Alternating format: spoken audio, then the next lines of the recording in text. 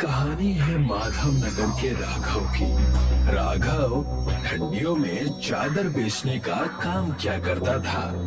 राघव की चादर ठंडियों में ही बिका करते और बाकी के महीने राघव को व्यापार में घाटा हुआ करता था। जब जब गर्मियों का मौसम आता है, हमेशा मुझे ऐसी ही तकलीफें होती हैं। ना कोई चादर बिकती है, ना कोई सामान। तो पिताजी आपको बेचने ही क्यों है? मेरे साथ घर पर वक्त गुजारा कीजिए ना। अगर मैं तुम्हारे साथ घर में वक्त गुजारूंगा तो हमारे घर खाना कैसे बनेगा बेटा? राघव सोचते हुए अपने घर से गांव की तरफ चला जाता है और वहां जाकर देखता है कि हे भगवान, इतनी गर्मी है। गर्मी का महीना आने को अभी 15 दिन और है। उससे पहले ही इतनी गर्मी, पता नहीं आगे क्या होगा। तभी एक महिला वहां पर मटका लेकर आती है और कहती है, अब क्या बताऊं राघव भैया, पूरे गांव में पानी भी नहीं है और हमें पास के गांव ने भी पानी देने से मना कर दिया है। गर्मी बढ़ते ही जा रही है, खेत सारे बंजर पड़े हैं। कहीं ऐसा ना हो कि कोई प्यास से अपने प्राण ही त्याग दे। सच कहा राघव भैया आपने, कुछ ना कुछ तो गांव की सुरक्षा के लिए सोचना ही होगा। और तो और हमारे गांव के पशु भी पानी के बिना प्यासे रह रहे हैं। मेरे घर पर थोड़ा सा पानी रखा हुआ है, मैं उन पशुओं को पिला देता हूँ। उससे कम उनकी दुआएं तो लगेंगी। राघव घर जाकर अपने घर से एक बाल्टी पानी लेकर गांव के कुछ प्यासे पशुओं को पिलाता है, जिसे देख राघव की बेटी रम्या उससे कहती है, काश पिताजी हमारे गांव में भी पानी होता। पानी नहीं, काश हमारे गांव में बर्फ होता। मैं तो बर्फ से ही सारा काम करती। लेकिन ऐसा कहाँ संभव है? ये मुमकिन नहीं है बेटा। पिताजी एक बार आपने ही कहा था कि अगर कुछ ठान लो तो सब कुछ मुमकिन हो जाता है। रम्या की बात सुनकर राघव अपने गांव से बाहर चला जाता है और वहां जाकर देखता है कि उस गांव का सरपंच पानी बेच रहा है। आओ आओ, ले लो, ठंडा ठंडा पानी खरीद लो। इस बेहाल गर्मी में अपनी प्यास बुझाओ। आ जाओ आ जाओ। अरे सरपंच साहब, आप बड़ा अच्छा काम कर रहे हैं, लेकिन आपके पास पानी कहाँ से आ रहा है? तुम आम खाओ ना, गुठलियाँ क्यों गिन रहे हो? अब मुझे भी 2 ठंडे बोतल पानी दे दीजिए। मेरी बच्ची इस चीज से बड़ी खुश होगी। राघव सरपंच के यहाँ से पानी लेकर अपने घर जाता है और सब बड़े चाव से पानी पीते हैं। तब उनके घर उनके गांव की महिला आकर कहती है, क्या बात है, सब ठंडा ठंडा पानी पी रहे हैं। देख लो क्या जमाना आ गया है। घर में शरबत पिया करते थे, अब पानी पी रहे हैं। इतनी गर्मी के हाहाकार में भी पता नहीं सरपंच जी कहाँ से ठंडे पानी बेच रहे हैं। उन्हें पानी बेचते देख मेरा तो जी ही घबरा रहा है। ये बात मेरे भी मन में आई, लेकिन वो भलाई का काम कर रहे हैं ना। अगर भलाई का काम है तो रुपए क्यों ले रहे हैं? वो कहते हैं ना, घोड़ा अगर घास से दोस्ती करेगा तो खाएगा क्या।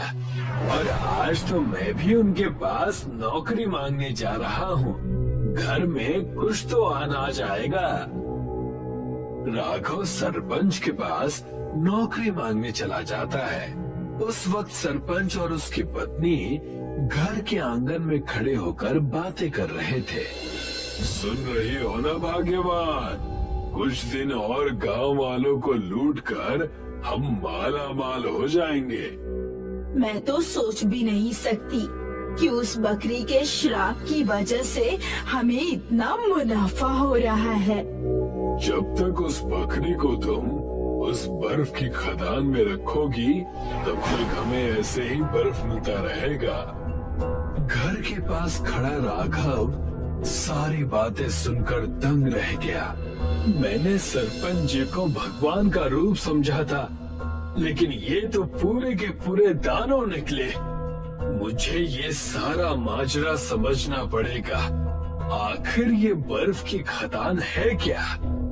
अगले दिन की सुबह होते ही राघव सरपंच जी का पीछा करने लगा और देखा कि सरपंच एक जंगल से होता हुआ एक बड़ी सी गुफा की तरफ जा रहा है, जहाँ से बकरी के मिमियाने की आवाज आ रही है। ये बकरी की आवाज कैसी? कहीं ये वही बकरी तो नहीं जिसके बारे में सरपंच और सरपंचाइन बात कर रहे थे? सरपंच बर्फ की खदान में जा चुका था। राघव भी उनका पीछा करते हुए अंदर चला गया और वहाँ जाकर देखा तो बकरी ठंड की वजह से बुरी तरह से कांप रही थी।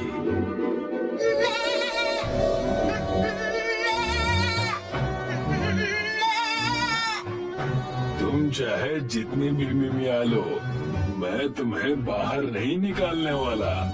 तुम अंदर हो, इसी वजह से बाहर हम मजे मार रहे हैं। ये क्या हाल कर रखा है आपने सरपंच जी? मैं आपकी सारी बातें जान गया। उस बकरी को छोड़ दीजिए, वरना मैं पूरे गांव को ये सारी बात बता दूंगा। रुक जाओ राघव, ऐसा मत करना। पहले मेरी बात तो सुन लो, तब तुम्हें जो करना होगा वो करना। तब जाकर सरपंच ने सारी बातें बताई। मैं और मेरी पत्नी एक बार जंगल में जा रहे थे, तब एक साधु बाबा इस बकरी को लेकर खड़े थे। बालक, मेरी बकरी प्यास से जूझ रही है, क्या तुम इसे पानी पिलाओगे? जी, ये लीजिए, लेकिन मेरे पास सिर्फ थोड़ा सा ही पानी बचा है। बालक, तुम्हारे पास जितना है उतना ही पिला दो, कोई बात नहीं। और जैसे ही मैंने उन्हें पानी पिलाया, उस साधु ने मुझे आशीर्वाद दिया और कहने लगा, इस जंगल के पास वाली गुफा बर्फ की हो जाएगी, लेकिन तुम्हें मेरी इस बकरी को पालना होगा, और अगर तुम इस बकरी को बाहर लेकर आए तो बर्फ की खदान मिट्टी की हो जाएगी और तुम्हारी पत्नी पर धर्म संकट आ जाएगा। इस बकरी की देखभाल तुम्हें तब तक करनी है जब तक मैं हिमालय से जड़ी बूटियां लेकर वापस नहीं आ जाता। इतना कहकर वो साधु बाबा वहाँ से अदृश्य हो गए। सरपंच की बात सुनकर राघव भी सहम गया और सरपंच से कहने लगा, ये आप क्या कर रहे हैं? इस बकरी की जान हमें बचानी होगी। ज्यादा दिन बर्फ में रहने से भी तो उसकी मौत हो सकती है। इसे बाहर ले चलिए। नहीं, ऐसा मत करो, मेरी पत्नी की जान खतरे में आ जाएगी। मैं तुम्हारी एक नहीं सुनने वाला, मुझे इसे ले जाने दो। राघव सरपंच को धक्का देकर उस बकरी को बाहर लेकर चला गया। जैसे ही राघव बाहर गया, पूरी बर्फ की खदान मिट्टी की हो गई। ठंड के कारण बकरी कांप रही थी। राघव ने उसे धूप में खड़ा किया ताकि उसे थोड़ी गर्मी लगे, और जैसे ही बकरी को गर्म हवा लगी, बकरी खुद से कहने लगी,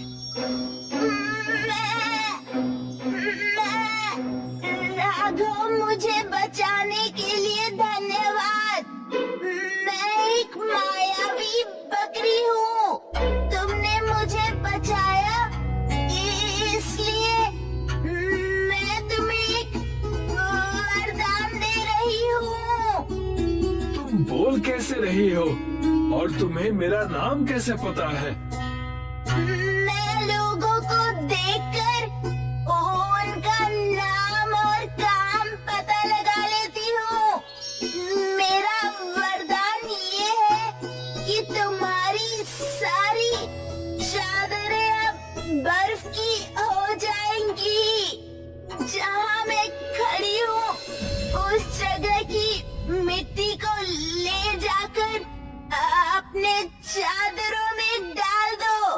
वो सब बर्फ की हो जाएंगी और मुझे यहीं जंगल में छोड़कर चले जाओ। और सरपंच, आप तुम्हारी पत्नी सुरक्षित है। मैं क्या सच? तुम्हारा लाख लाख शुक्रिया। मैं उन बर्फ की चादरों से लोगों की भलाई करूंगा। पूरे गर्मी में सबको चादर बांटूंगा। राघव उस बकरी की कदमों की मिट्टी को ले जाकर अपने घर की चादरों पर डालने लगा। देखते ही देखते सारी चादर बर्फ की बन गई।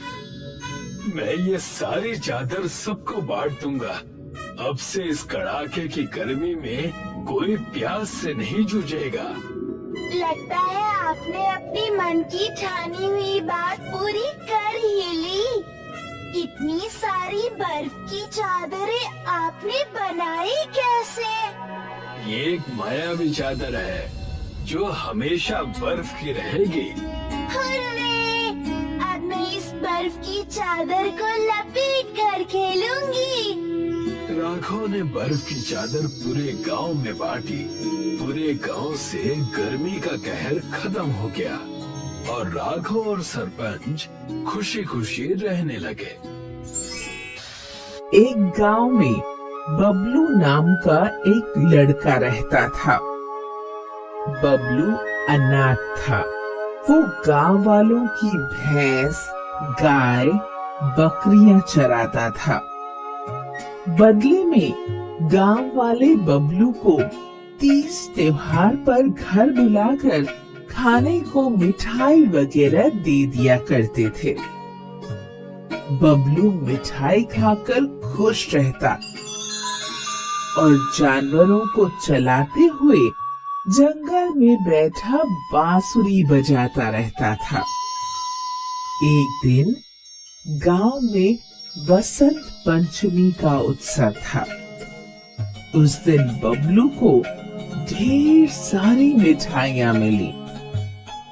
जब बबलू जंगल में बैठकर मिठाई खा रहा था तो एक बूढ़ा आदमी बबलू के पास आया।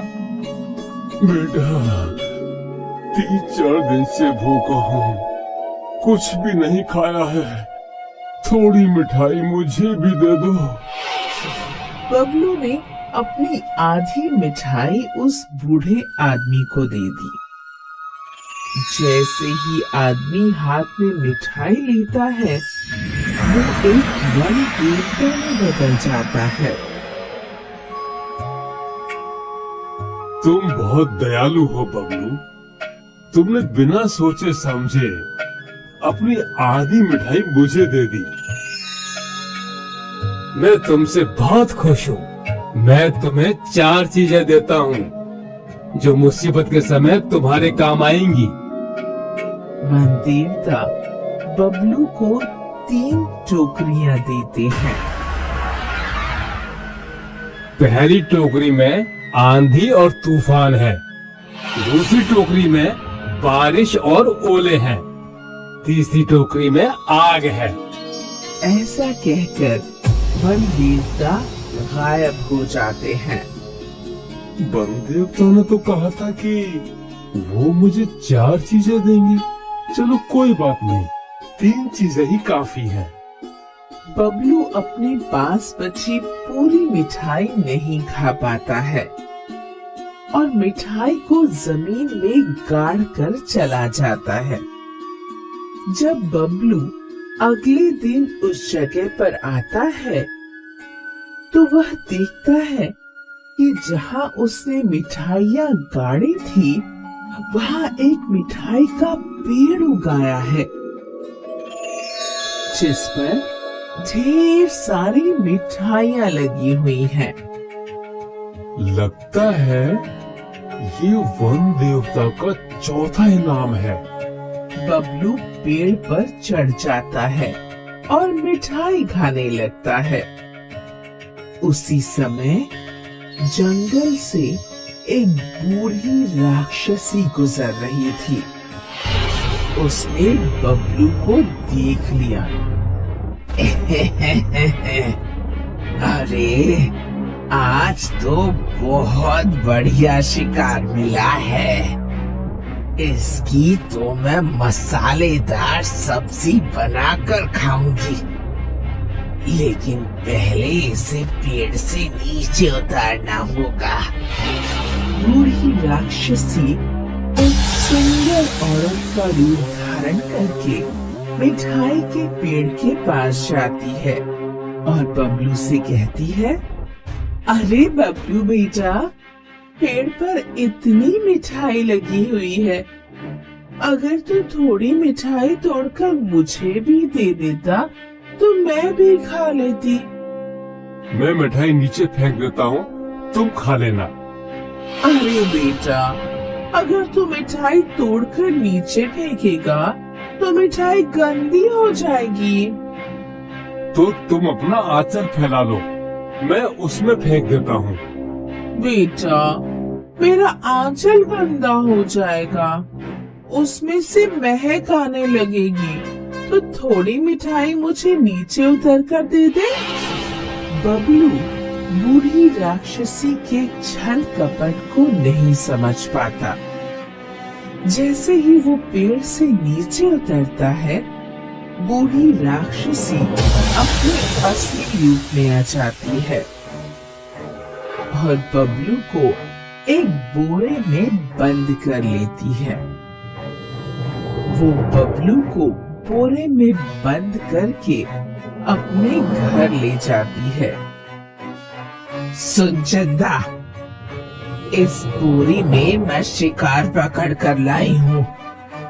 इसको पहले बांध दे, फिर इसका सिर काट दे और इसकी सब्जी बना लेना, खूब मसाले डालकर। मैं अभी नहा कर आती हूँ। बूढ़ी राक्षसी नहाने चली जाती है। लड़की जब बोरा खोलती है तो वो देखती है कि उसमें बबलू नाम का एक सुंदर लड़का है।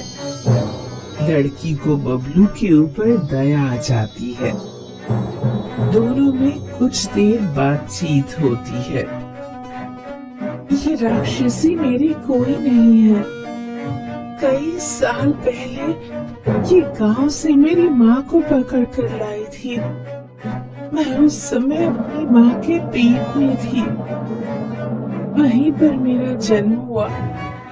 राक्षसी मेरी माँ को खा गई और इसने मुझे अपना गुलाम बना लिया। ये मुझसे अपने घर के सारे काम करवाती है। बबलू और चंदा मिलकर राक्षसी के घर से भाग जाते हैं। जब राक्षसी नहाकर लौटती है तो देखती है कि चंदा और वो लड़का दोनों गायब हैं। लगता है दोनों मिलकर भाग गए। राक्षसी उनके पीछे पीछे जाती। चंदा पीछे मुड़कर देखती है। राक्षसी तो हमारे पीछे आ रही है, अब क्या करें? तभी बबलू को वन देवता की दी गई 3 टोकरियां ध्यान आती हैं। तुम चिंता मत करो, मैं अभी इस राक्षसी को भगाता हूँ। बबलू सबसे पहले आंधी और तूफान की टोकरी खोलता है, लेकिन तेज आंधी और तूफान के बीच भी राक्षसी हार नहीं मानती। वो उन दोनों का पीछा करती रहती है। लगता है ये ऐसे नहीं मानेगी। फिर बबलू बरसात और ओले की टोकरी खोलता है। राक्षसी घायल हो जाती है, लेकिन फिर भी पीछा करना नहीं छोड़ती। बबलू और चंदा भागते भागते गांव पहुंच जाते हैं। गांव वाले उनके पास आते हैं और उनसे पूछते हैं, क्या हुआ बच्चों, क्यों भाग रहे हो? बूढ़ी राक्षसी हमें मारने के लिए हमारा पीछा कर रही है। अरे हम सब भी राक्षसी के आतंक से बहुत परेशान हैं। चंदा अब मजबूरी में हमें इस राक्षसी को मारना ही पड़ेगा। गांव वाले भी इससे परेशान हैं और अगर हम इसे नहीं मारते हैं तो ये हमें मार डालेगी। तो बबलू अंत में आग की टोकरी खोल देता है। राक्षसी जलकर मर जाती है। तभी गांव के मुखिया भी वहां पहुंचते हैं। बच्चों, तुमने बहुत अच्छा काम किया है। गांव वालों को बूढ़ी राक्षसी से मुक्त करा दिया। वो अक्सर हमारे जानवर खा जाया करती थी। इनाम के रूप में मैं तुम्हें एक घर दे रहा हूँ। गांव वाले बबलू और चंदा की शादी करा देते हैं। फिर बबलू और चंदा घर बसाकर खुशी खुशी रहने लगते हैं।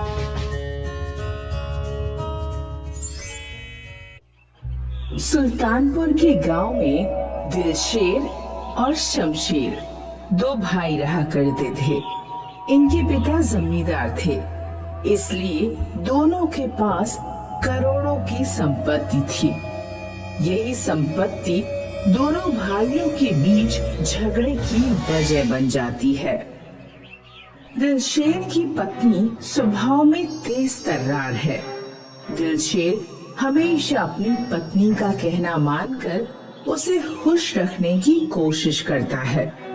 दिलशेर के दो बच्चे हैं, जिनमें एक बेटा 7 साल और एक बेटी 5 साल है।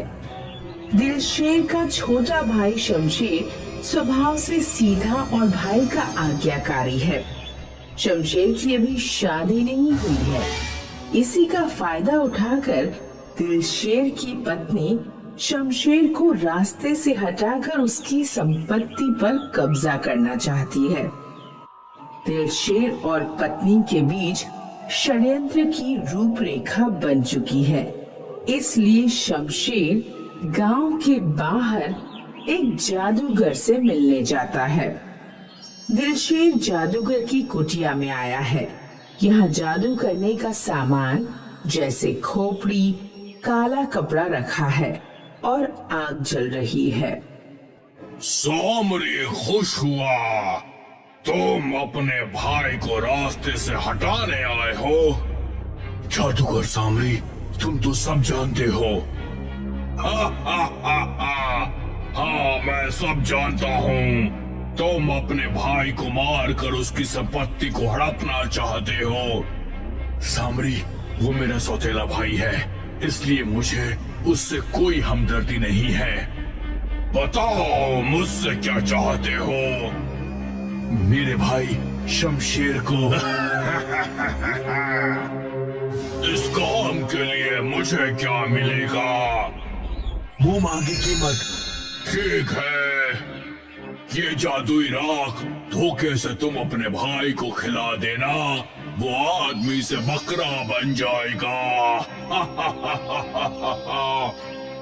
क्या कह रहे हो?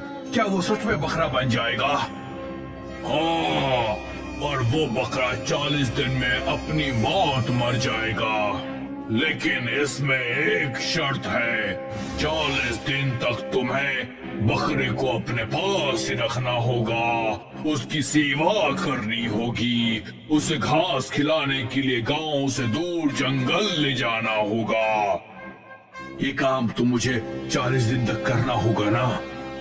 हाँ, तभी तुम अपने मकसद में सफल हो पाओगे। ठीक है, मैं ऐसा ही करूंगा। इसका इनाम तुम्हें मिल जाएगा। दिलशेर अपने भाई शमशेर को जादुई राख खिलाकर उसे बकरा बना देता है। शमशेर जो अब बकरा बन गया है, वो अपने भाई के इस अत्याचार को चुपचाप सह लेता है, कोई शिकायत नहीं करता। शमशेर बकरा जरूर बन गया है, लेकिन वो अपने भाई से इंसानों की जुबान में बात कर सकता है। दिलशेर की पत्नी शमशेर को बकरे के रूप में देखकर खुश होती है। दिलशेर बकरे को चारा खिलाने के लिए गांव से बाहर लेकर जाता है।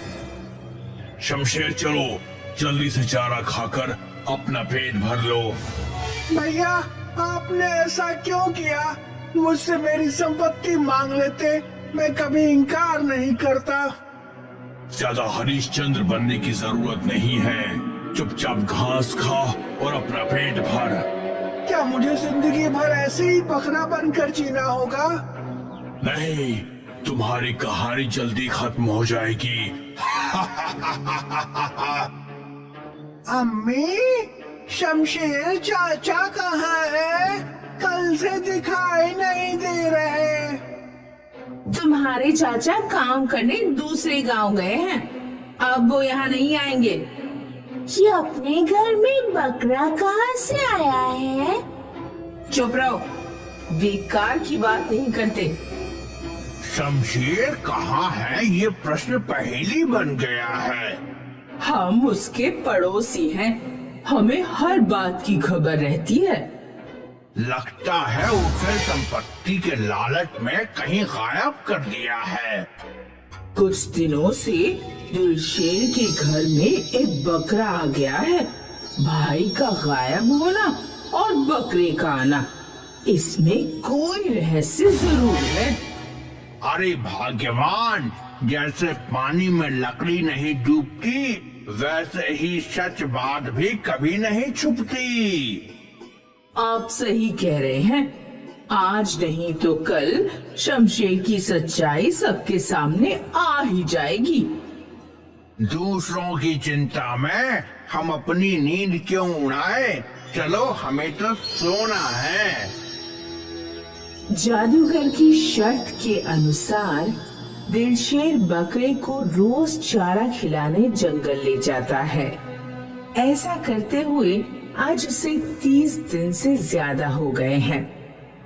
आज दिलशेर का बेटा जंगल घूमने की जिद करके साथ आ गया। बकरा जंगल में घूमने जाता है और साथ में उसका बेटा भी है। बकरा जंगल में घास चरता है, वहीं एक नदी भी है। दिलशेर बैठा है, उसका बेटा खेलते हुए कब नदी में चला जाता है, दिलशेर को पता ही नहीं चलता। बेटा पानी में डूबते हुए चिल्लाता है। दिलशेर बेटे को बचाने के लिए भागता है, लेकिन उसे तैरना नहीं आता, इसलिए किनारे पर खड़े होकर ही बेटे को पुकारता है। बकरा यानी शमशेर डूबते हुए दिलशेर के बेटे को बचाने के लिए नदी में कूद जाता है और उसे बचाकर नदी के किनारे ले आता है। दिलशेर अपने बेटे से मिलकर रोता है और बकरे की तरफ देखता है। दिलशेर बकरे को भी गले लगाकर रोता है और अपने बेटे के साथ वापस आने लगता है। दिलशेर बकरा और बेटे के साथ घने जंगल से वापस आता है। जंगल के रास्ते में उसे दहाड़ता हुआ शेर दिखाई देता है, जिसे देखकर दिलशेर के पसीने छूट जाते हैं। शेर, पापा, आप हमें बचाइए। अब हम क्या करेंगे पापा? डरो नहीं बेटा, मैं हूं ना, तुम डरो मत। मेरा शिकार बकरा, इसे मेरे हवाले कर दो। नहीं, मैं इसे तुम्हारे हवाले नहीं कर सकता। देखो, मुझे बहुत भूख लगी है, मैं सिर्फ बकरा खाकर अपना पेट भर लूंगा। अगर तुम मुझे गुस्सा दिलाओगे तो मैं तुम तीनों को खा जाऊंगा। शेर जी, आप दूसरा शिकार ढूंढ लीजिए शेर जी। नहीं, मैं यही बकरा खाऊंगा।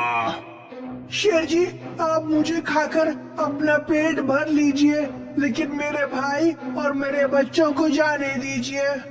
ठीक है, मैं तुम्हें खाकर शांत हो जाऊंगा। नहीं शेर जी, नहीं, इसे मत खाना, इसके बदले मुझे खा लो। मुझे अपनी भूख मिटानी है, जल्दी करो। शेर जी, आप मेरा शिकार करो। नहीं नहीं, मेरा शिकार करो, इस बकरे को छोड़ दो। शेर, आप मेरा शिकार करो। तुम दोनों आपस में तय कर लो किसे मरना है, मेरा समय खराब मत करो। शेर हमेशा बकरी को ही खाता है। नहीं, शेर आदमी को भी खाता है। तुम बकरे को बचाने के लिए अपनी जान दे रहे हो। हाँ शेर जी, क्योंकि ये बकरा नहीं, मेरा छोटा भाई है शमशेर। क्या ये बकरा शमशेर चाचा है? ये बकरा तुम्हारा भाई कैसे हो सकता है? इसके पीछे मेरे लालच और स्वार्थ की कहानी है। मेरे कहने से एक जादूगर ने मेरे भाई को बकरा बना दिया। दौलत की लालच में तुमने ऐसा किया। हाँ, दौलत की लालच में मैं अंधा हो गया था। तो फिर इस बकरे के लिए अब ममता क्यों जाग रही है? क्योंकि इसने मेरी और मेरे बेटे की जान बचाकर मेरी आंखें खोल दी। तभी शेर अचानक जादूगर बन जाता है, जिसे देखकर सब हैरान हो जाते हैं। जादूगर सांबरी, तुम यहाँ कैसे आ गए? मैं तुम्हारी परीक्षा लेने आया था और तुम इस परीक्षा में पास हो गए। तुम्हारे अंदर का शैतान मर गया है। हाँ जादूगर, मेरे अंदर माया की लालच, भाई से दुश्मनी, ये सब खत्म हो गई है। तुम मेरे भाई को वापस कर दो।